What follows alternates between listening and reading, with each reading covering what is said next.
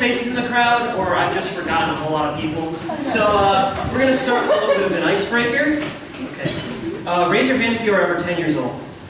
A lot more than I expected. Wow. A lot more in common, I guess, you see already. And something that I find from my experience from being double digits was that there are two kinds of 10-year-olds. They either fall for anything, or they are manipulative psychopaths. Sorry. And believe you me, I was a gullible-ass 10-year-old. I looked for that word on so many different ceilings in my head. I was once tricked into believing that giving someone the middle finger meant thank you in sign language. And if you told me that if I shook an invisible salt shaker into my mouth, I'd be able to taste the salt, I'd be like, thank you. I couldn't taste anything. And then one more memorable time I was gaslit was during second grade indoor rainy recess. Now this was an exciting time because that meant you got to bring your DS to school. But my mom and dad, they didn't allow me to bring mine to school. So I became the most annoying thing a second grader could be, a backseat gamer. And if you don't know what that means, I can demonstrate. I just need a volunteer, front row, possibly. Anyone? Yeah. Totally. Sure.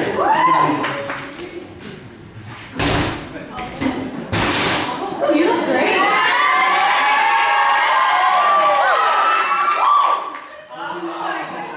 What's your name? Sorry. Did you have a DS as a kid? Yeah, it was great. What's your favorite game? Cooking Mama! Oh, Cooking Mama! Cooking Mama! Pretend you're playing Cooking Mama. You gotta jump there, man. You gotta press A. You gotta press A and jump. Like, what are you doing? You're not taking my advice. You gotta jump. You gotta jump in. You gotta jump right there. Now, was that annoying? Yeah. Was that helpful at all? No. Can you jump in Cooking Mama? Exactly.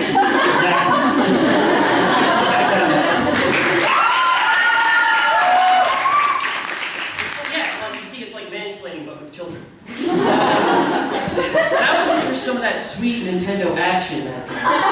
So, but the only person who had their DS that day was Evan. Evan was probably the biggest op of mine. And he really just knew how to push my buttons. And on this day, I decided to go and check out what he's playing. He was playing some Mario, that's cool. But he notices I'm playing, and what he does is that he turns the game off, but then continues to press the buttons as if he's still playing the game. And I was really confused. I was like, hey man, what's going on? Why'd you turn it off? He's like, I didn't turn it off. I'm just playing Super Mario. So, you know, I feel like this is just a lost cause. And I go over to the reading corner and read some like 2010 Guinness Book of World Records. And while I was reading about the guy who ate an entire airplane, and that's a record for some reason, I do a quick glance around the room and I notice that Evan's still playing his game, but this time he has got two friends looking at him play. They look like they're having a lot of fun, and maybe I should go over there and have some fun with them. But I stopped myself. Yeah. You see? I knew that they were all in cahoots, and that I would go over there, and then they would turn it off again, and then they'd act like I was the crazy one. But you know what? I wasn't stupid. It's like my hero and idol George W. Bush once said to me, fool me once, shame on you. Fool me twice, and you can't get fooled again. But Evan, unfortunately, mastered the art of the third. Bush never said anything about a third. And I hear an eruption of cheers from across this really small room, and it doesn't take me long to find out that everyone else in the class is huddled around Evan and his shitty little DS. Good one, Evan. Real funny. I wasn't going to let it get him. I wasn't going to get mad. I wasn't going to fall for it.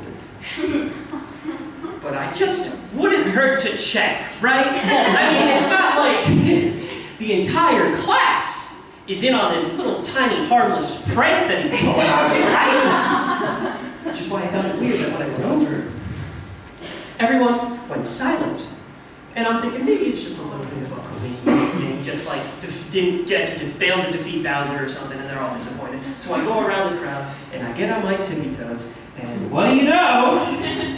The screen is blacker than the room I am in right now. So either he is fucking with me, or he's playing a very realistic Helen Keller simulator. Hey guys, one more icebreaker. Have you ever been led to believe that the entire perception of your reality is a lie? Because 10-year-old me really felt like the Joker in that moment. I'm not talking about the funny Adam West Joker. I'm talking about the scary movie Jokers that do scary things like dance in a bathroom. And I got mad. And it's like Maura said, RJ is short for rage. And I go off, I'm like, what the freak, you guys?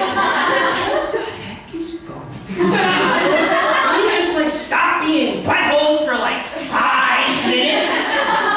And that's when the teacher walks in, and I get sent to the principal's office for calling all buttholes.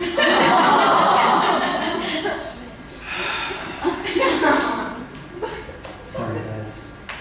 I was just getting a little heated because really was past it was just a very confusing day for me, right? Because on one hand, little piece of my innocence was shattered and lost to time forever. But, you know, on the other hand, my mom allows me to bring my DS to school now. As long as I'm only in play for like 30 minutes max. So overall, I'd say it's a net positive. And as for me and Evan, well, you know, we buried the old hatchet, and we ended up becoming some pretty cool friends. You know, he came up to me the next day, and he said he realized he took things too far, and he apologized.